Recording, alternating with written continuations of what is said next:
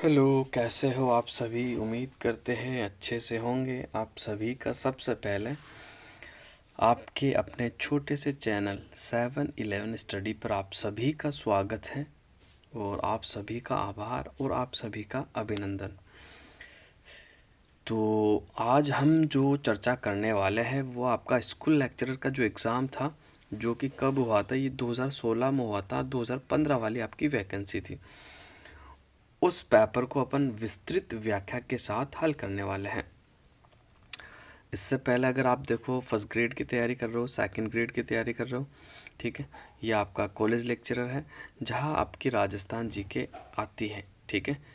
तो आप उसके लिए क्या कर सकते हो, तो मेरा इस चैनल पर आपको RPSC Rajasthan public service commission के 80+ पेपरों का विस्तृत व्याख्या के साथ आपको सॉल्यूशन मिल जाएगा, ठीक है। इसके अलावा अगर आप कोई RSSB बोर्ड की तैयारी कर रहे हैं कोई व्यक्ति, तो उसके भी 100+ पेपर आपको मेरे इस चैनल पर उपलब्ध है। अगर ये सारे पेपर आप अच्छे से देख ले तो मैं कहता हूँ जो स्कूल लेक्चरर की तैयारी कर रहा है वो भी इन पेपरों को ज़रूर देखे, क्योंकि पेपर देखने से क्या होगा कि उनकी जो सारी राजस्थान जीके क्लियर हो जाएगी। अब कुछ बच्चों के मन में ख्याल ये आ रहा होगा, सर ये तो पुराने पेपर है, अभी तो नई जीके आ गई, आप क्यों बेवकूफ़ बना रहे हो। बेवकूफ़ नहीं बना रहा हूँ, अभी तक आपका पुराना जीके ही पूछा जाएगा। RS का पेपर उठा के देख लो, एक सवाल आपका नया जीके से नहीं आया। हत्ता कि मैं तो कहता हूँ गठन के और स्थापना दिवस करंट अफेयर भी उससे पूछा नहीं गया। तो अभी तक जो नया जीके बना ना, ये आपको जो चैनल्स यूट्यूब वाले जो नया जीके पढ़ा रहे पढ़ो, लेकिन एग्ज़ाम में अभी तक नहीं आने वाला, क्योंकि अभी तक जो आपका पूछा जाएगा पुराना जीके ही पूछा जाएगा। क्योंकि आपको प्रमाणित यानी राजस्थान सरकार के आंकड़े अभी तक प्राप्त नहीं हुए, तो आप कैसे बता सकते हो।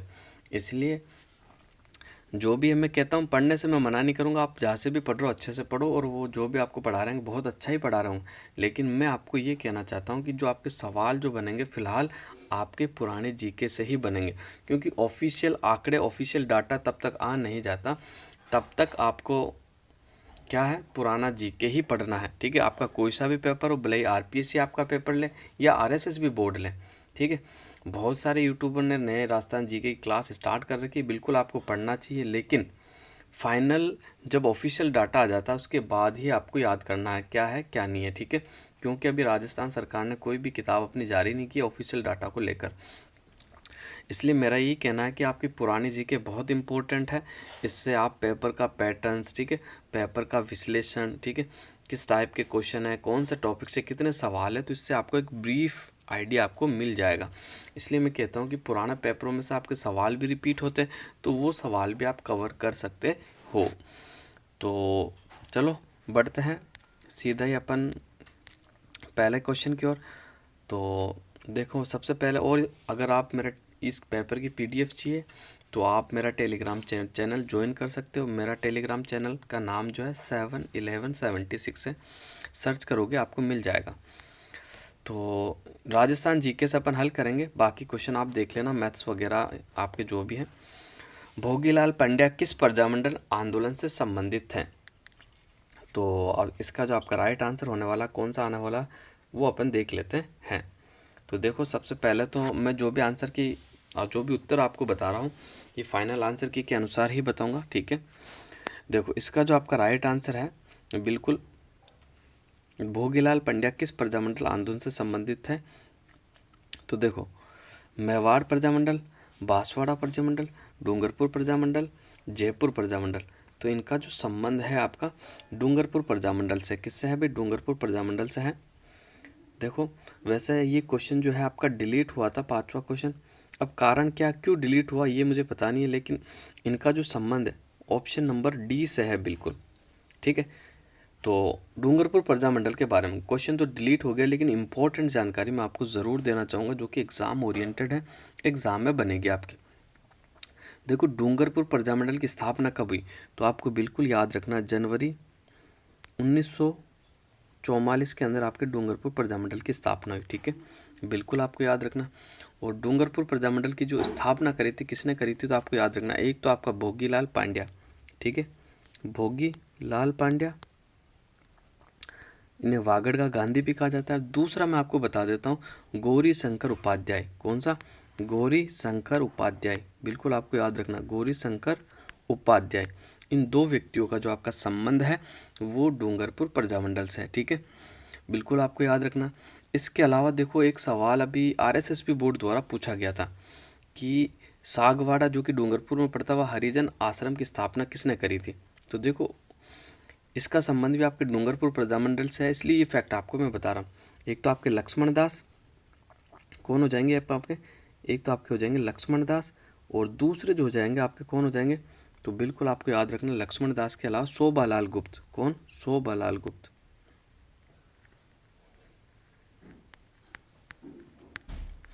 लक्ष्मण दास और शोभालाल गुप्त, ठीक है, इनका जो संबंध है आपका हरिजन आश्रम से, इन दोनों ने ही मिलकर आपके हरिजन आश्रम की स्थापना करी थी।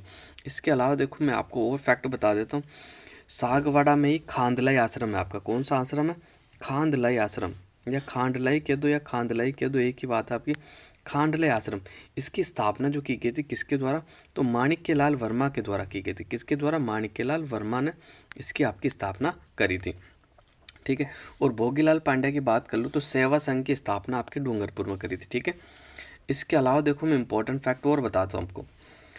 देखो डूंगरपुर में खादी के कार्य के प्रसार के लिए गौरीशंकर उपाध्याय द्वारा सेवाश्रम की स्थापना भी की गई थी। किसकी? सेवाश्रम के द्वारा। और यही डूंगरपुर के अंदर आपकी एक घटना हुई थी, पूनावाड़ा कांड। कौन सा कांड? पूनावाड़ा। पूनावाड़ा कांड का जो संबंध है ना आपका, वो बिल्कुल डूंगरपुर से कब हुआ था? मई 1947 को हुआ था। कब हुआ था? मई 1947 को। कब हुआ था? मई 1947 को ये घटना हुई थी आपकी। कब हुई थी? मई 1947 को आपकी ये घटना हुई थी। इसमें क्या हुआ था कि अध्यापक जो शिवराम भील थे ना, उन्हें घोर यातनाएं आपकी दी गई थी। ये फैक्ट भी आप याद रख सकते हो। इसके अलावा देखो रास्तापाल कांड का जो संबंध है वो भी आपका किससे है? बिल्कुल आपका डूंगरपुर से ही है, ठीक है।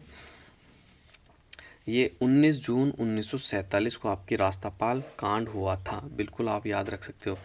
इसमें जो इनके अध्यापक थे नानाभाई खाट, इनको अंग्रेज़ों ने घसीटा था, बिल्कुल आपको याद रखना। इसमें 13 वर्षीय बालिका जो कालीबाई की महत्वपूर्ण भूमिका थी, और कालीबाई को फिर अंग्रेज़ों ने मार भी दिया था। तो ये फैक्ट भी आप बिल्कुल याद रख सकते हो। इसके अलावा देखो थोड़ी सी मैं चर्चा कर लेता हूँ आपके मेवाड़ प्रजामंडल की स्थापना आपकी 1938 में हुई थी।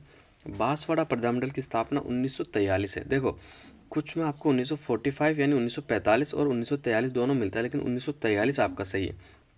जयपुर प्रजामंडल 1931 में कपूरचंद पाटनी के द्वारा। डूंगरपुर के बारे में आपको बता चुका हूँ। बढ़ते हैं अगला क्वेश्चन की ओर, देख लेते हैं अगला क्वेश्चन क्या है। तो 8वां क्वेश्चन आपका करंट का है, फिर भी इसका उत्तर मैं आपको बताना चाहूँगा। वर्ष 2015 के लिए राजस्थानी भाषा में राजस्थान साहित्य अकादमी पुरस्कार इस साहित्यिक कृति के लिए दिया गया। तो 8 का जो आपका राइट आंसर हो जाएगा गवाड़, ठीक है।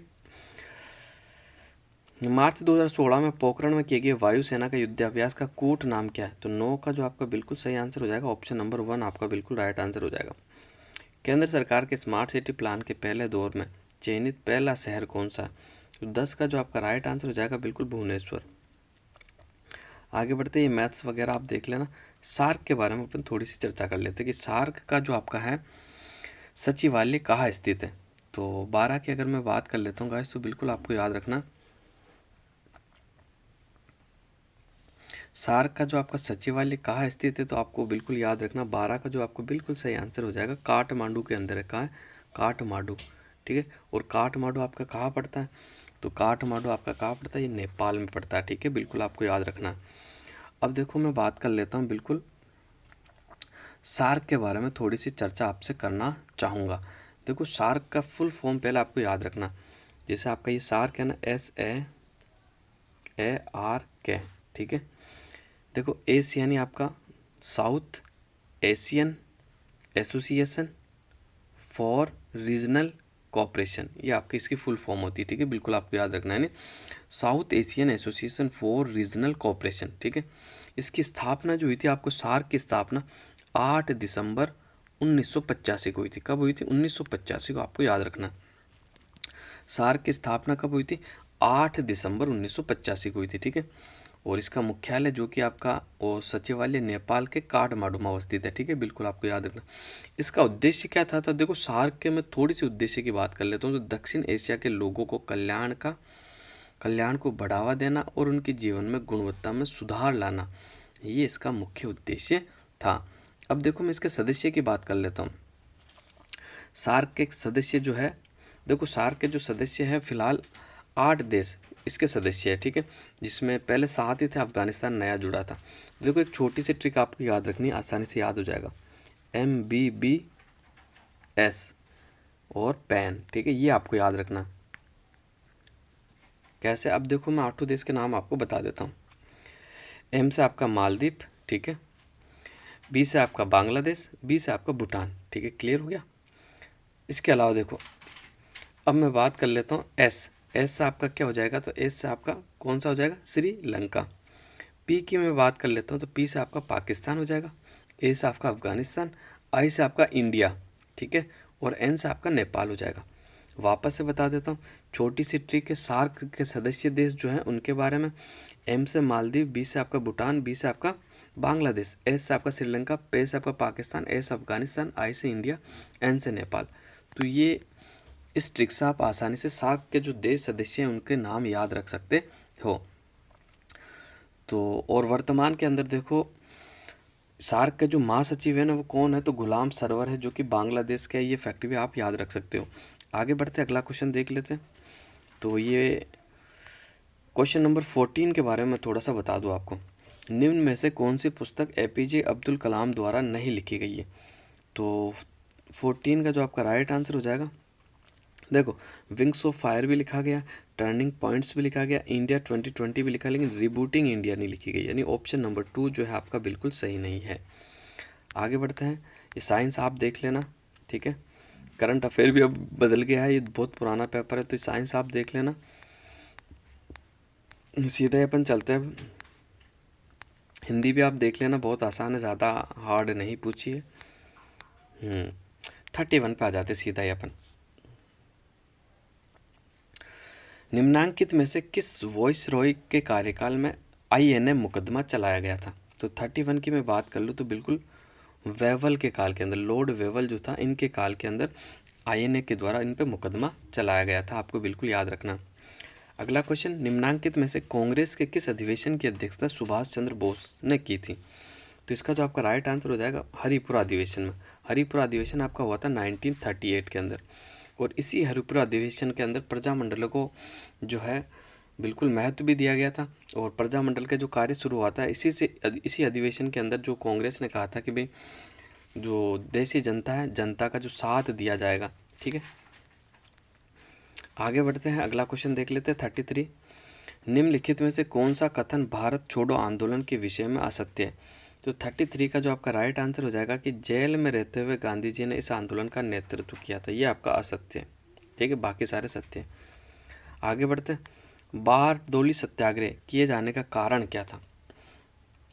तो 34 का मैं आपको उत्तर बताना चाहूँ, बढ़ी हुई लगान दरों के विरोध के अंदर आपका बारडोली आंदोलन किया गया था, जिसका नेतृत्व सरदार वल्लभ भाई पटेल ने भी किया था। ठीक है, पटेल की उपाधि भी आपको यही से मिली थी। असहयोग आंदोलन के विषय में निम्नांकित में से कौन सा कथन असत्य है? तो 35वें क्वेश्चन की मैं बात कर लेता हूँ। तो देखो ऑप्शन नंबर 3, इस आंदोलन को वापस लिए जाने के कारण कांग्रेस का विभाजन हो गया, यही असत्य है। बाकी आपके तीनों कथन सत्य है। आगे बढ़ते हैं, अगला क्वेश्चन देखते हैं। निम्नांकित में से कौन सा युग्म सुमेलित नहीं है, ये आपको बताना है। तो 36 के बारे में मैं देख लेता हूँ। 36 का जो आपका राइट आंसर हो जाएगा बिल्कुल संत पीपा, जो कि सगुण भक्ति के नहीं है। ठीक है, इनका संबंध निर्गुण भक्ति से। ठीक है, अब देखो इसके बारे में थोड़ा सा आपको बता देता हूँ। संत पीपा का जो वास्तविक नाम था वो प्रताप सिंह खींची था। क्या था? प्रताप सिंह खींची। ठीक है, बिल्कुल आपको याद रखना। और ये गागरोन के राजा थे। कहाँ के राजा थे? गागरोन, जो कि आपका झालावाड़ में पड़ता है ना, गागरोन, यहाँ के राजा थे। ठीक है, इनके अलावा मैं इंपॉर्टेंट फैक्टों की बात कर लूँ तो देखो इनके गुरु का जो नाम था वो रामानंद था। क्या था? रामानंद, बिल्कुल आपको याद रखना, रामानंद के गुरु का नाम था। और अपनी द्वारका की यात्रा के दौरान रामानंद जी गागरोन में रुके भी थे। इसको भी आपको याद रखना है। और इसी समय अपनी पत्नी सीता के साथ संत पीपा ने संन्यास ले लिया था, ठीक है। इसके अलावा मैं बात कर लूँ तो दर्जी समुदाय के जो आराध्य देव है वो संत पीपा है। संत पीपा के मंदिर की बात कर लेता हूँ तो समदड़ी नामक स्थान पर पड़ता है, जो कि वर्तमान में बालोतरा में शामिल हो गया। मैंने आपको कहा था मैं आपको पुराने पेपर तो करवा रहा हूँ लेकिन नए जीके के साथ करवाऊँगा, इसलिए मैं कहता हूँ आपको कहीं नहीं भटकना, सारा मैं अच्छे से आपको कंटेंट उपलब्ध करवा दूंगा। संत पीपा का जो मंदिर है वो बालोतरा में आ गया है, समदड़ी बालोतरा में। संत पीपा की छतरी, संत पीपा की जो छतरी आपकी कहाँ है, तो संत पीपा की जो छतरी आपकी गागरोन में ही है, झालावाड़ में, चेंजेस नहीं हुआ।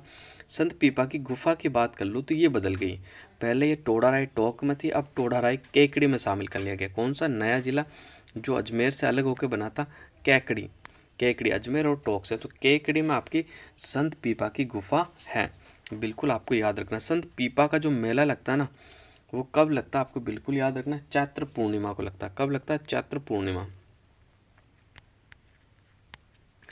और जबकि पापू जी का जो मेला लगता है वो चैत्र अमावस्या को लगता है। कब लगता है, चैत्र अमावस्या को लगता है, ठीक है। देखो संत पीपा का चैत्र पूर्णिमा का और लोक देवता पापू जी का जो मेला लगता है वो चैत्र अमावस्या को आपको लगता है। अब बढ़ते हैं अगला क्वेश्चन की और अगला क्वेश्चन देख लेते हैं। ये मैथ्स वगैरह आप कर लेना, ये शैक्षणिक आपके जो एजुकेशनल मैनेजमेंट है ये भी आप देख लेना, ठीक है। और ये चलो इसके बारे में थोड़ा सा देख लेते हैं। सांसद आदर्श ग्राम की विशेषता क्या है, तो 43 की मैं बात कर लेता हूँ, उसमें कूट भी आपके दिए हुए हैं। योजना 2 अक्टूबर 2014 को परिवर्तित की गई, जन भागीदारी में संकेंद्रण है। इसका उद्देश्य मार्च 2019 तक संसद सदस्य द्वारा चयनित 5 आदर्श ग्रामों का विकास करना है। ये एक आधारभूत सुविधा केंद्रित योजना है, इसका उद्देश्य गांव का समग्र विकास है। तो नीचे दी गई कूट की सहायता से आपको सही उत्तर का चयन करना है। तो 43 का जो आपका सही आंसर हो जाएगा बिल्कुल ऑप्शन नंबर 2। एक तो केवल 2 जन भागीदारी पर संकेंद्रण है, दूसरा 5 इसका उद्देश्य गांव का समग्र विकास है। ये दो ही कथन आपके बिल्कुल सही है, ठीक है, बिल्कुल आपको याद रखना, बाकी सारे कथन गलत है।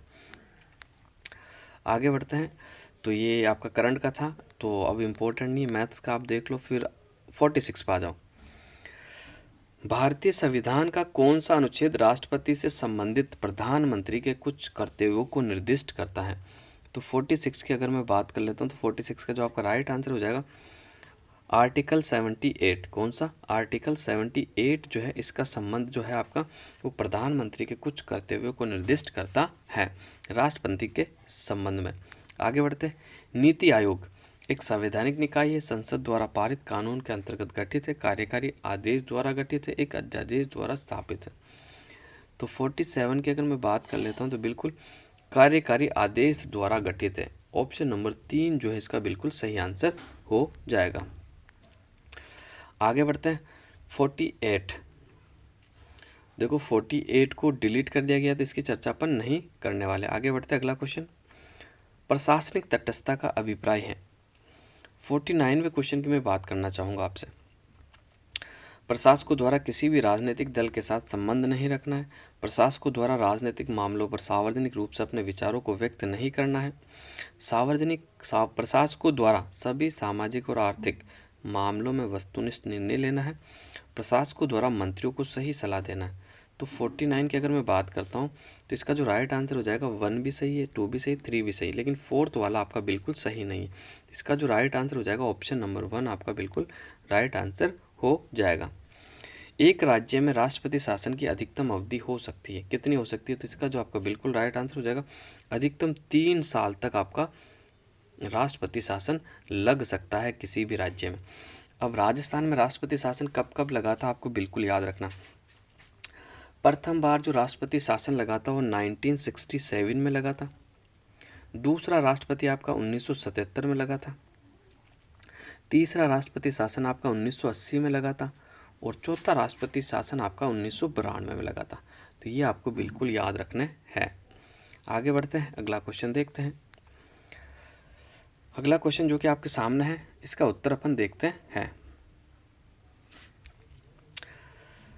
राजस्थान के जिस जिले से अधिकतम जिलों की सीमाएं स्पर्श करती है वह, तो देखो 51 की मैं बात कर लूँ तो पहले इसका आंसर पाली था, लेकिन वर्तमान में इसका कुछ परिदृश्य है जो बदल चुका है, ठीक है।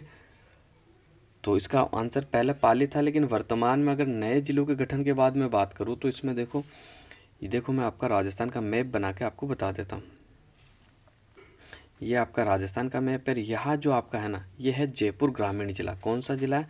जयपुर ग्रामीण जिले की बात कर रहा हूँ। तो राजस्थान में सबसे ज़्यादा जो अधिकतम जिलों की सीमा स्पर्श करता कौन सा जिला है? तो नया जिला बन गया जयपुर ग्रामीण।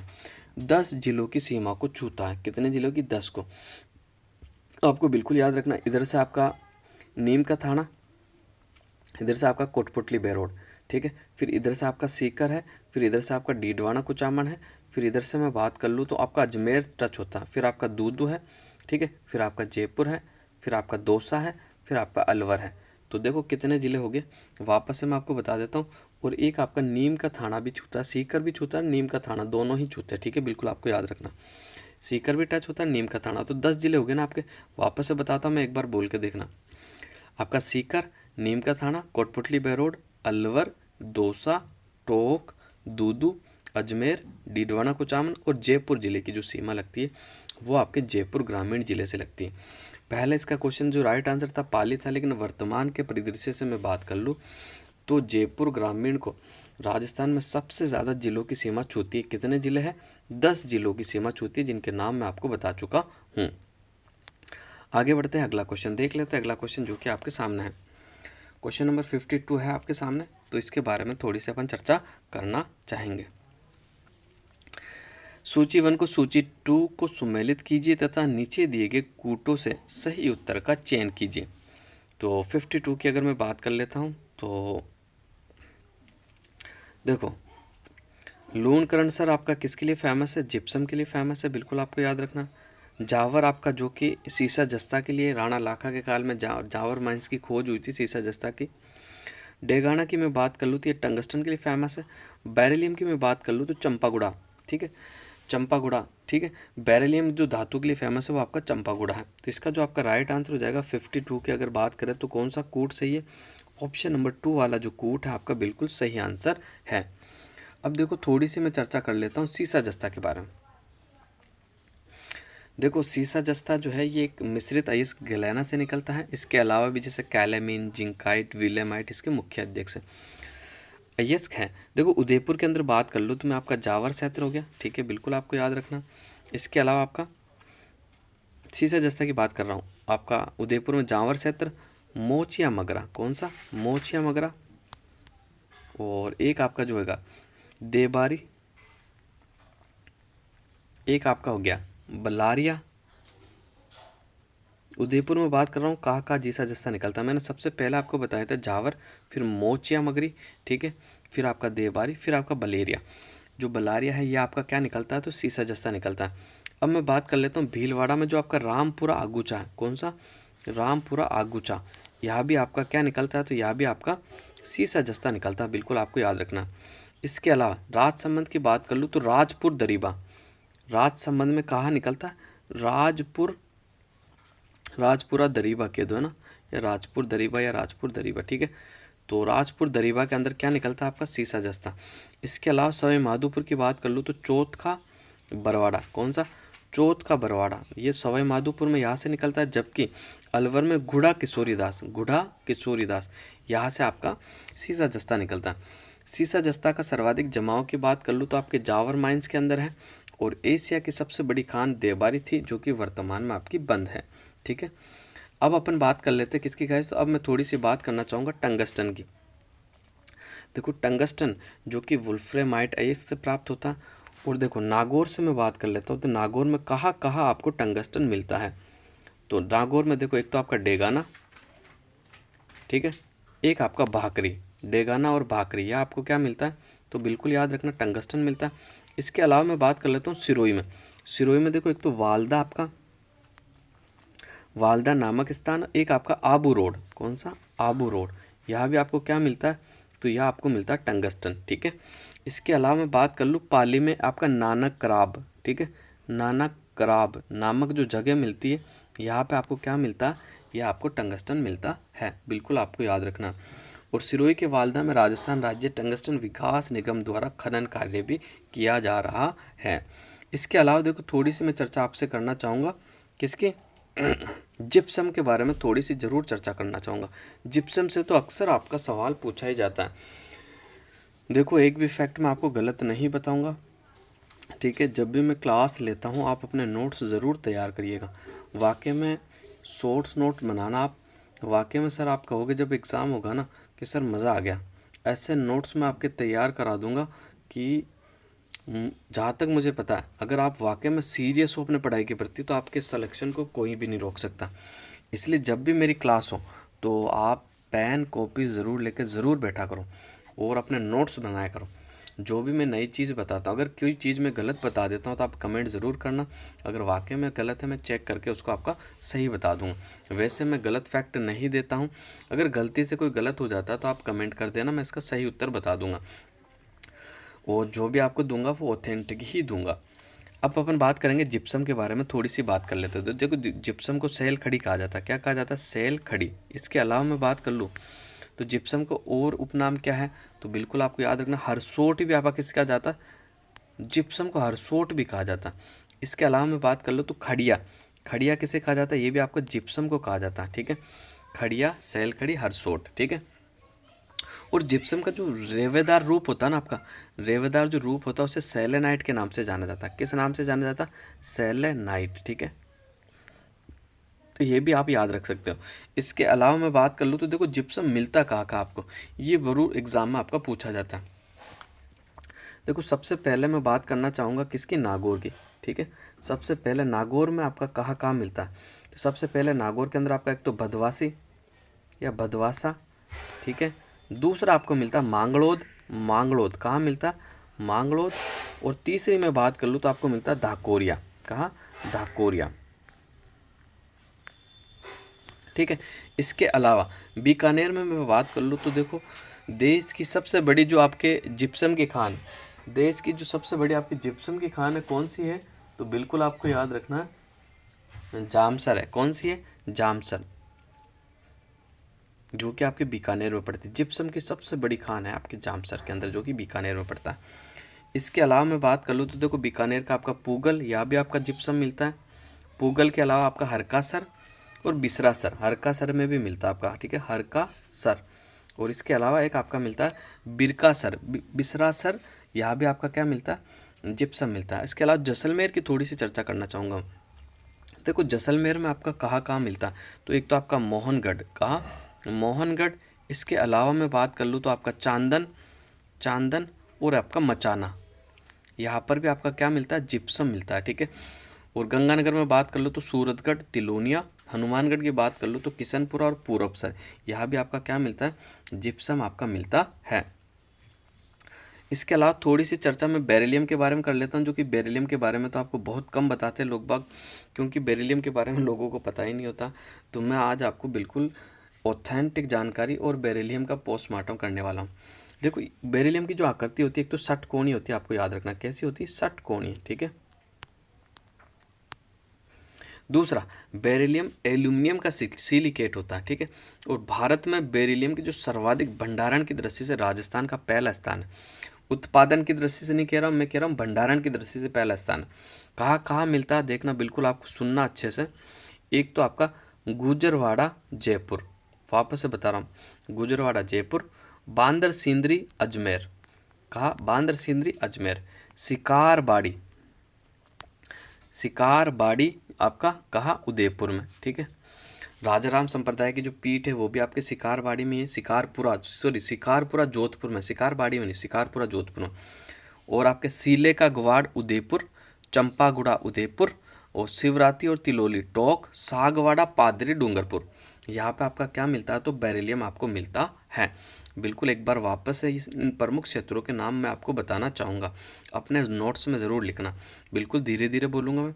गुजरवाड़ा जयपुर, बांदर सिंदरी अजमेर, शिकारवाड़ी उदयपुर, सीले का गवाड़ा उदयपुर, चंपागुड़ा उदयपुर, शिवरात्रि तिलोली टोक, सागवाड़ पादरी डूंगरपुर। अब अगले क्वेश्चन की ओर बढ़ जाते हैं। इसका अगला क्वेश्चन देख लेते हैं। अगला क्वेश्चन ये आपका शिक्षा रिलेटेड है तो आप देख लेना। 55 पे आ जाते हैं अपन। क्वेश्चन नंबर 55 जो कि आपके सामने है।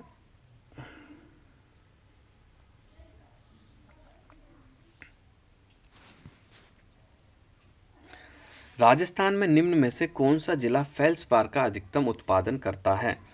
तो इसका जो आपका राइट आंसर हो जाएगा बिल्कुल अजमेर। ठीक है, अजमेर जो कि अधिकतम उत्पादन करता है। ठीक है, ठीक। देखो, आपको मैं बता रहा हूँ पुराना जीके क्यों पढ़ना। जैसे अजमेर से भी आपका ब्यावर भी अलग हो गया, केकड़ी भी अलग हो गया, तो अब फेल्सपार का उत्पादन कम हो जाएगा। लेकिन जब तक ऑफिशियल आंकड़ा आया नहीं, आप कैसे मान सकते हो कि कम हो गया? कहाँ कितना चला गया आप बता सकते हो? इसलिए मैंने कहा कि अभी तक पुराना पढ़ो, क्योंकि हर चीज़ में बदलाव हुआ। खनिजों में बदलाव हो गया, वन रिपोर्ट में बदलाव हो गया, पशुपालन रिपोर्ट में बदलाव हो गया, लेकिन जनसंख्या में बदलाव हो गया, जनसंख्या रिपोर्ट में। लेकिन 2011 के बाद नई जनसंख्या रिपोर्ट आई नहीं, तो पढ़नी तो पुरानी पड़ेगी। पशुपालन की नई रिपोर्ट आई नहीं, 21वीं रिपोर्ट आई कि आपकी नहीं आई, तो पुराने डाटे ही पढ़ने पड़ेंगे आपको। ठीक है, इसके अलावा मैं बात कर लूँ तो यानी अभी तक आपको पुराने डाटे, खनिज की कोई आपकी नई रिपोर्ट भी नहीं है। ठीक है, नई रिपोर्ट आने के बाद फिर आपको पता चलेगा कि क्या क्या बदलाव हुआ, तब तक आपको पुराना ही पढ़ना है। ठीक है, तो इसका राइट आंसर आपका अजमेर है। फेल्सपार के बारे में थोड़ी सी चर्चा मैं आपसे करना चाहूँगा। ठीक है, देखो, देश में फेल्सपार में सर्वाधिक भंडार आपके राजस्थान में 90%, कितने, लगभग 90% भंडार आपके राजस्थान में उपलब्ध है। और राजस्थान में भी अजमेर का 95% फेल्सपार उत्पादित करता है। भाई, राजस्थान में 100% में से 95 कौन करता है? आपका अजमेर करता है। इसके अलावा फेल्सपार खनिज की उत्पत्ति अभ्रक की खानों से जो सह उत्पाद होता है ना, उसके रूप में होती है। ठीक है, बिल्कुल आपको याद रखना। कौन कौन सी जगह से आपको फेल्सपार मिलता है उसके बारे में मैं बताना चाहूँगा। देखो, अजमेर का एक तो आपका मकरेड़ा है। कौन सा? मकरेड़ा, आपको याद रखना। इसके अलावा मैं बात करता हूँ तो मकरेड़ा के अलावा आपका बांदर सिंदरी है, या भी आपका फेल्सपार मिलता है। बांदर सिंदरी के अलावा आपका ब्यावर है, जो कि नया जिला बन गया है, यहाँ भी आपका फेल्सपार मिलता है। जवाजा, ये भी आपका ब्यावर में शामिल हो गया, यहाँ भी आपका मिलता है। मसूदा, ये भी आपका ब्यावर में शामिल हो गया। ठीक है, तो अब जो सबसे ज़्यादा उत्पादन करने वाले आपके कौन से ज़िले रहेंगे पता? अब ब्यावर सबसे ज़्यादा उत्पादन में हो जाएगा इसका, फेल्सपार का। लेकिन ऑफिशियल डाटा आया नहीं, और वैसे कंफर्म है कि ब्यावर ही होगा। ऑफिशियल डाटा आने के बाद आपको बिल्कुल पता पड़ जाएगा। इसके अलावा देखो, भीलवाड़ा के जहाजपुर में भी आपका फेल्सपार मिलता है, और पाली के चानोदिया में भी आपको फेल्सपार मिलता है। ये आप बिल्कुल याद रख सकते हो। इसके अलावा देखो, एक तो आपका फेल्सपार होता है, ठीक है, ये आपके सामने लिखा है। एक जो होता है ना आपका, जिसे अपन कहते हैं फ्लोर्स पार, क्या होता है? फ्लोर्स पार। ठीक है, ये फ्लोर्स पार जो होता है आपका, ये कहाँ मिलता है? फेल्स पार नहीं, फ्लोर्स पार की बात कर रहा हूँ मैं। फ्लोर्स पार जो आपको मिलता है, ये आपकी मांडो की पाल डूंगरपुर पे मिलता है। ठीक है, बिल्कुल आपको याद रखना। कहाँ? मांडो की पाल डूंगरपुर में। इसके भंडार भी कुछ अजमेर में मिले, जैसे अजमेर की मुंडोती, तिलोरा और रीच मालिया क्षेत्र में भी ये मिला है। बिल्कुल आप याद रख सकते हो। लेकिन ये फ्लोरस पार सबसे ज़्यादा मांडो की पाल डूंगरपुर, फेल्स पार आपका अजमेर। ठीक है, ये फैक्ट आपको बिल्कुल याद रखना है। अब आगे बढ़ जाता है, अगले क्वेश्चन देख लेते हैं। अगला क्वेश्चन आपके सामने है, तो ये विद्यालय के क्वेश्चन आप देख लेना, सीधा ही आगे बढ़ते हैं। आपके ये एजुकेशनल मैनेजमेंट है जो आप देख लेना, आगे बढ़ो। इसके बारे में अपन थोड़ी सी चर्चा करना चाहेंगे।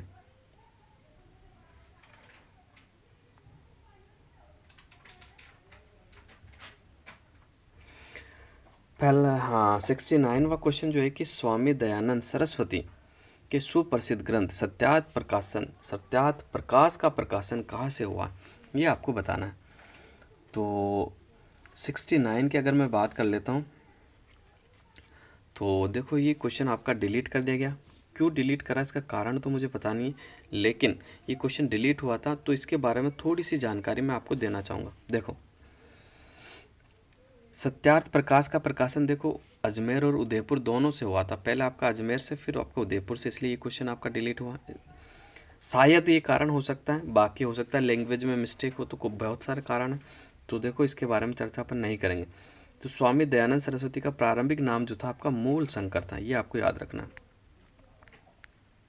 ठीक है, और राजस्थान में सबसे पहली बार ये कब आए थे, यह सवाल अक्सर पूछा जाता। तो राजस्थान में सबसे पहली बार जो आए थे, जून 1865 के अंदर आए थे। जून 1865, आपको बिल्कुल याद रखना। कब आए थे? जून 1865 में। ठीक है, बिल्कुल आपको याद रखना। इसके अलावा मैं बात कर लूँ तो कौन से रियासत में सबसे पहले आए थे, तो करौली में सबसे पहले आए थे। कहाँ आए थे? सबसे पहले आपके करौली में आए थे, और उसी समय फिर उन्होंने किशनगढ़, जयपुर और पुष्कर और अजमेर की यात्रा भी की थी। इनके प्रमुख ग्रंथों की थोड़ी सी अगर मैं बात कर लूँ तो आपको याद रखना आपका सत्यार्थ प्रकाश, इसके अलावा गो करुणानिधि, स्वीकार पत्र, व्यवहार भानु इनके प्रमुख ग्रंथ है। इसके अलावा दयानंद सरस्वती के नेतृत्व में ही उदयपुर में 1883 में परोपकारिणी सभा की स्थापना की गई थी। परोपकारिणी सभा की स्थापना कहाँ हुई? उदयपुर में हुई। कब हुई? 1883 में। आगे बढ़ते अगला क्वेश्चन देख लेते हैं। अगला क्वेश्चन जो कि आपके सामने 1950 से 53 में कालीबंगा के उत्खनन कार्य में जिस पुरातत्ववेद का प्रमुख योगदान रहा था, तो इसका जो सही आंसर होने वाला आपका बिल्कुल ऑप्शन नंबर 4 इसका बिल्कुल राइट आंसर हो जाएगा। लेकिन ये क्वेश्चन भी डिलीट हुआ, इसका कारण ये है कि 1950 नहीं 1952 के अंदर, ठीक है, इसलिए ये गलत हो गया क्योंकि सन आपकी गलत दे रखी है। तो इसका जो राइट आंसर अमलानंद घोष हो जाएगा। इसके बारे में अगर मैं थोड़ी सी चर्चा करना चाहूँ तो देखो 1952 के अंदर पहली बार अमलानंद घोष ने इसकी पहचान करी थी और इसका उत्खनन जो हुआ था 9 चरणों के अंदर हुआ था कंप्लीट, बीबी लाल और बीके थापर द्वारा 1961 से 1969 के मध्य किया गया था। कालीबंगा से पूर्व हड़प्पा कालीन और उत्तर हड़प्पा कालीन के अवशेष आपको प्राप्त हुए हैं, बिल्कुल आपको याद रखना है।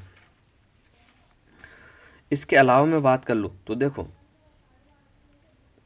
सॉरी गाइस, देखो 5 चरणों में उत्खनन कंप्लीट हुआ था और 9 सत्रों के अंदर बताना चाह रहा था। मैंने आपको 9 चरण कह दिए होंगे तो आपको कंफ्यूज नहीं होना, ठीक है। 9 तो सत्रों में और 5 चरणों में इसका उत्खनन जो है कंप्लीट हुआ था। या उत्खनन से प्राप्त काली चूड़ियों के टुकड़ों के कारण इसका नाम काली बंगा दिया गया था। देखो बंगा जो शब्द है ना, पंजाबी के अंदर बंगा को चूड़िया कहा जाता। क्या कहा जाता? चूड़िया, इसलिए इसका नाम पड़ा काली बंगा। कालीबंगा स्वतंत्र भारत का पहला पुरातत्व स्थल भी है जिसका स्वतंत्रता के बाद पहली बार उत्खनन किया गया और कालीबंगा देश का तीसरा सबसे बड़ा पुरातात्विक स्थल है, ठीक है। देश के 2 बड़े पुरातत्व, एक तो राखीगढ़ी हरियाणा, धौलावीरा के बाद इसका नाम आता। कालीबंगा को आपको दीनहीन की बस्ती भी कहा जाता। क्या कहा जाता? दीनहीन की बस्ती, दीनहीन की बस्ती, ठीक है। विश्व में सर्वप्रथम भूकंप के साक्ष्य कालीबंगा से ही प्राप्त हुए थे और सर्वप्रथम लकड़ी की नालियों के जो अवशेष मिले हैं वो भी आपको कहाँ से मिले? तो कालीबंगा से ही प्राप्त हुए थे। कालीबंगा में प्राचीनतम नगर के साक्ष्य भी आपको प्राप्त हुए हैं। तो अब बढ़ जाते हैं अगले क्वेश्चन की ओर। अगला क्वेश्चन जो कि आपके सामने है 71, ठीक है। 71 क्वेश्चन अपन देख लेते हैं। विजय सिंह पथिक का मूल नाम क्या था? तो देखो विजय सिंह पथिक के अगर मैं मूल नाम की बात कर लूँ तो गाइस बिल्कुल आपको याद रखना, विजय सिंह पथिक का जो आपका मूल नाम था क्या था? तो विजय सिंह पथिक का जो आपका मूल नाम था भूप शंकर था भाई। क्या था? भूप शंकर, आपको बिल्कुल याद रखना, भूप सिंह, ठीक है, गुज्जर। क्या पूरा नाम भूप शंकर नहीं, सॉरी भूप सिंह गुज्जर था, ठीक है। इनका जन्म जो हुआ था आपका 1882 के अंदर हुआ था, ठीक है। बुलंदशहर यूपी से इनका संबंध है, ये आपको याद रखना। इसके अलावा विजय सिंह पथिक भारत में किसान आंदोलन के जनक माने जाते हैं। भारत में किसान आंदोलन के जनक कौन माने जाते हैं? विजय सिंह पथिक। राजस्थान में किसान आंदोलन के जनक कौन है? साधु सीताराम दास। विजय सिंह पथिक को टोडगढ़ जेल में भी बंदी बनाया गया था जो कि वर्तमान में आपके कौन से जिले में है? ब्यावर जिले में है, आपको याद रखना। इसके अलावा देखो और इम्पोर्टेंट फैक्ट इनके बारे में मैं आपको बता देता हूँ। 1916 के अंदर 1916 में विजय सिंह पथिक ने किसान पंच बोर्ड की स्थापना करी थी जिसके अध्यक्ष कौन है? साधु सीताराम दास। इसके अलावा 1917 की मैं बात करता हूँ तो 1917 में ऊपरमाल पंच बोर्ड की स्थापना की गई जिसके अध्यक्ष आपके मन्ना पटेल थे। कौन थे? मन्ना पटेल। इसके अलावा देखो मैं आपको बता देता हूँ 1918 की मैं बात करता हूँ तो 1918 में कानपुर में राजपुताना मध्य भारत सभा की स्थापना की गई थी। जबकि 1919 की बात कर ले तो 1919 में वर्धा में राजस्थान सेवा संघ की स्थापना जिसे 1920 में अजमेर में स्थानांतरित कर दिया गया था। इसके अलावा नवीन राजस्थान पत्रिका निकाली जिसका बाद में नाम तरुण राजस्थान कर दिया और वर्धा से राजस्थान केसरी समाचार पत्र निकाला गया था। पथिक जी ने अजय मेरू नाम से उपन्यास भी निकाला था, ठीक है। बिल्कुल आपको याद रखना, किस नाम से? अजय मेरू नाम से जो उपन्यास निकाला था वो किसने निकाला है? तो आपको बिल्कुल याद रखना वो विजय सिंह पथिक के द्वारा निकाला गया था। इसके अलावा पथिक जी ने what are the Indian states नामक एक पुस्तक भी लिखी थी, ठीक है। बिल्कुल कौन सी? What are the Indian states. और पथिक जी के बारे में गांधी जी ने कथन कहा था, उसके बारे में आपसे चर्चा करना चाहूँगा। गांधी जी ने ये कहा था, बाकी सब बातें करते हैं, पथिक सिपाही की तरह काम करता है। बाकी सब तो बातें करते हैं और पथिक जी जो है सिपाही की तरह कार्य करते हैं। तो ये फैक्ट भी आपको बिल्कुल याद रखना। आगे बढ़ते हैं, अगला क्वेश्चन। कुंभलगढ़ किले का प्रमुख वास्तुकार कौन था, ये आपको बताना है। तो विद्याधर, मंडन, केशवदास और महेंद्र। तो 72 क्वेश्चन जो है आपका, बिल्कुल देखो इसके बारे में अगर मैं चर्चा करना चाहूँ तो इसको डिलीट कर दिया गया। भाई कारण क्या था पता नहीं, लेकिन इस क्वेश्चन को भी आपका डिलीट कर दिया गया। अब देखो कुंभलगढ़ के बारे में अगर मैं थोड़ी सी आपसे चर्चा करना चाहूँ ना, तो बिल्कुल आपको याद रखना, कुंभलगढ़ जो है इसका प्रमुख शिल्पी आपका मंडन ही था। ऑप्शन में भी दिया हुआ था, लेकिन क्या कारण है, इसे क्यों डिलीट किया ये पता नहीं, लेकिन इसका आंसर किमें से डिलीट किया गया था। हो सकता है सिलेबस में नहीं हो, बाकी सिलेबस में तो था, लेकिन फिर भी पता नहीं किस वजह से इसको डिलीट किया गया। तो देखो मैं बात कर लेता हूँ। तो मेवाड़ और मारवाड़ की सीमा पर सादड़ी गांव के समीप राज संबंध में आपका कुंभलगढ़ बना हुआ है। इसका जो निर्माण हुआ था 1448 से 58 के मध्य हुआ था। 1448 से 58 के मध्य, ठीक है। और महाराणा कुंपा ने शिल्पी मंडन की देख रेख में ये बनवाया था, ठीक है। इसके उपनामों की मैं बात कर लूँ तो इसे मत्स्येंद्र, कुंभलमेर, कुंभलकर, माहौर, मेवाड़ मारवाड़ सीमा का प्रहरी, मारवाड़ की छाती पर उठी हुई तलवार, और मेवाड़ की आग, मच्छेंद्रपुर, कुंभलमेरु, कमल मीर के नाम से भी जाना जाता है। और देखो इस दुर्ग के बारे में अबुल फजल ने कथन कहा था आपका, जो इस कथन की चर्चा मैं आपसे करना चाहूँगा। अबुल फजल ने ये कहा था कि ये इतनी बुलंदी पर बना हुआ है कि नीचे से ऊपर की ओर देखने पर पगड़ी नीचे गिर जाती है। इसके अलावा कर्नल जेम्स टोड ने इसकी तुलना एस्ट्रूकन से की है। भाई किससे की है, एस्ट्रूकन से, बिल्कुल आपको याद रखना है। इसके अलावा कुंभलगढ़ दुर्ग में एक लघु दुर्ग बना हुआ है जिसे कटारगढ़ कहा जाता है, जिसे मेवाड़ की तीसरी आंख भी कहते हैं। क्या, कटारगढ़ को मेवाड़ की आपकी तीसरी आंख कहा जाता है। क्या कहा जाता है, तीसरी आंख कहा जाता है। इसके अलावा जाली रानी का मालिया भी यही बना हुआ, बादल महल भी बना हुआ आपका, जाली बाव की बावड़ी बनी और मामादेव का कुंड भी आपका यही बना हुआ है। अब बढ़ जाते हैं अगले क्वेश्चन की ओर, अगला क्वेश्चन देख लेते हैं। अब देखो अगला क्वेश्चन है जो कि आपके सामने है। 19वीं सदी में राजपूताना समाचार नामक साप्ताहिक हिंदी और उर्दू किसके द्वारा संपादित किया गया था। तो ये क्वेश्चन आपका डिलीट कर दिया गया है, बिल्कुल 73 आपका डिलीट है, क्योंकि इसकी जो रचना राजपूताना जो समाचार की जो प्रकाशित किया था, संपादन जो किया था वो समृद्धदान चारण ने किया था। और ऑप्शन में कहीं समृद्धदान चारण आपका है ही नहीं, इसलिए आपका क्वेश्चन डिलीट हो गया। राजस्थान समाचार की मैं बात कर लूँ तो मुंशी समृद्धदान द्वारा प्रकाशित किया गया है 1889 अजमेर से। राजस्थान केसरी की मैं बात कर लूँ तो विजय सिंह पथिक द्वारा 1920 में। नवीन राजस्थान भी आपका विजय सिंह पथिक द्वारा 1921 के अंदर निकाला गया था। अब आगे आ जाते हैं, हाड़ौती प्रजामंडल के बारे में थोड़ी सी चर्चा करना चाहेंगे। हाड़ौती प्रजामंडल की स्थापना किसकी अध्यक्षता में आपकी की गई थी, ठीक है। तो हाड़ौती प्रजामंडल की अगर थोड़ी सी मैं चर्चा करता हूँ तो देखना, बिल्कुल आपको याद रखना, हाड़ौती प्रजामंडल की जो स्थापना हुई थी कब हुई थी, आपको याद रखना। तो हाड़ौती प्रजामंडल तो हुआ था आपका 1934 में इसकी स्थापना हुई थी, और जबकि कोटा प्रजामंडल की जो स्थापना हुई थी आपकी कब हुई थी, 1938 में। कोटा तो 1938 में और हाड़ौती आपका 1934 के अंदर, 1934 के अंदर इसकी स्थापना हुई थी, 1934 और 1938, ठीक है। और प्रथम हाड़ौती प्रजामंडल के नाम से 1934 में पंडित नैनूराम शर्मा और प्रभुलाल विजय के द्वारा स्थापित किया गया था। वापस में 1938 की बात कर लो तो पंडित नैनूराम शर्मा, अबिन हरी और तनसुखलाल मित्तल के प्रयत्नों से कोटा प्रजामंडल स्थापित किया गया था, ठीक है। ये तनसुखलाल मित्तल आपका पूछा हुआ कि कौन से प्रजामंडल से इसका संबंध है, तो कोटा से है। और नैनूराम शर्मा को कोटा में जन जागृति का जनक भी कहा जाता है। आज के आखिरी क्वेश्चन की चर्चा कर लेते हैं गाइस। तो देख लेते हैं आपका आखिरी क्वेश्चन क्या है। राजस्थान के नामकरण, राजस्थान के नामकरण के बारे में अपन चर्चा करना चाहेंगे। राजस्थान नामकरण किसने अपनी प्रसिद्ध कृति में किया है। तो 75 की मैं बात कर लेता हूँ। तो 75 का जो आपका राइट आंसर हो जाएगा option number 1, Colonel James Tod, ठीक है। कर्नल जेम्स टोड की बात कर लो तो इसे राजस्थान में अपनी कृति में इसने राजस्थान, इसके अलावा रायथान, इसके अलावा रजवाड़ा शब्द का प्रयोग किया। किस शब्द का, रजवाड़ा, 3 शब्दों का प्रयोग किया जो आपकी याद रखना। कर्नल जेम्स टोड की जो आपकी किताब है कौन सी है, तो आपको बिल्कुल याद रखना annuls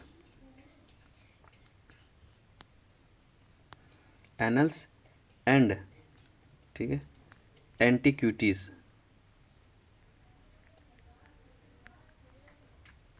annuls and antiquities of Rajasthan, ठीक है, ये इनकी किताब थी। इस किताब के अंदर इन्होंने राजस्थान को राजस्थान और रजवाड़ा शब्द का प्रयोग किया है, ठीक है, बिल्कुल आपको याद रखना है। इसके अलावा मैं बात कर लूँ तो देखो, राजपुताना जो शब्द दिया था वो किसने दिया था, जॉर्ज थॉमस ने दिया था। किसने दिया था, जॉर्ज थॉमस के द्वारा आपका दिया गया। कब दिया गया था आपको बिल्कुल याद रखना, तो 1800 ईस्वी में दिया गया था। कब, 1800 ईस्वी में, ठीक है। और कौन सी किताब में दिया था, ठीक है, तो military memoirs of mister George Thomas, जो कि 1805 में प्रकाशित हुई थी। प्रकाशन किसने किया था इसका, तो आपको याद रखना विलियम फ्रैंकलिन ने किया था। किसने किया था, विलियम फ्रैंकलिन ने किया था। इसके अलावा देखो मैं बात कर लूँ तो रामायण में से मरुकांतार कहा गया, ठीक है, जबकि ऋग्वेदिक काल में राजस्थान को ब्रह्मव्रत के नाम से जाना जाता था, ठीक है। तो ये फैक्ट भी आप बिल्कुल याद रख सकते हो। इसके अलावा देखो मैं बात कर लेता हूँ आपके कुछ बदले हुए नाम की बात कर लेता हूँ। तो देखो, खैराबाद जो नाम दिया था सिवाना का नाम अलाउद्दीन खिलजी ने दिया था। जलालाबाद जालोर का नाम जो दिया था अलाउद्दीन खिलजी ने दिया था। जालोर को जलालाबाद नाम किसने परिवर्तित किया था, अलाउद्दीन खिलजी ने। उदयपुर का नाम मोहम्मदाबाद मुगल बादशाह अकबर के द्वारा रखा गया था, जबकि खिजराबाद चित्तौड़ का नाम ये भी अलाउद्दीन खिलजी के द्वारा रखा गया था। और तिम्मनगढ़ करौली जो शहर है उसका नया नाम इस्लामाबाद किसने रखा था, तो मोहम्मद गौरी ने रखा था। किसने रखा था, मोहम्मद गौरी ने। जबकि आमेर का नाम मोहम्मदाबाद किसने रखा था, तो बहादुर शाह ने रखा था। किसने, बहादुर शाह ने रखा था। तो ये फैक्ट भी आप आसानी से याद रख सकते हो, जो कि इम्पोर्टेंट भी है। और राजस्थान का नाम राजस्थान वैधानिक रूप से विधिवत रूप से कौन से चरण में रखा गया था राजस्थान के, तो छठे चरण के अंदर। कौन से चरण में, छठे चरण के अंदर ये वैधानिक नाम राजस्थान दिया गया था। जबकि राजस्थान का जो एकीकरण हुआ था 7 चरणों में कंप्लीट हुआ था, ठीक है, बिल्कुल आपको याद रखना है। 1948 में आपके 3 चरण हुए थे, 1949 में आपके 2 चरण, 1950 में 1 चरण, 1956 में आपका 1 चरण। तो टोटल 7 चरणों के अंदर आपका राजस्थान का एकीकरण कंप्लीट हुआ था, बिल्कुल आपको याद रखना। और पहला चरण का जो गठन हुआ था वो 18 मार्च 1948 को हुआ था, जबकि अंतिम चरण का जो गठन हुआ था 1 नवंबर 1956 को हुआ था, 1 नवंबर 1956 को, ठीक है। तो ये सारी बहुत सारी जानकारी जो कि आपको याद रखनी है मैंने आपसे शेयर की है। बिल्कुल आप ऐसी क्लास है जो इम्पोर्टेंट क्लास है और इसकी व्याख्या देखने के लिए हमारे चैनल को ज़रूर सब्सक्राइब करें। इसके अलावा ऐसे ही बेहतरीन पेपर की व्याख्या मैंने पहले से भी कर रखी है, जो कि मेरे चैनल पर उपलब्ध है, तो आप अच्छे से देख सकते हो। तो आज के लिए बस इतना ही, मिलते हैं अगली क्लास में फिर से। तो आप सभी लोगों का धन्यवाद।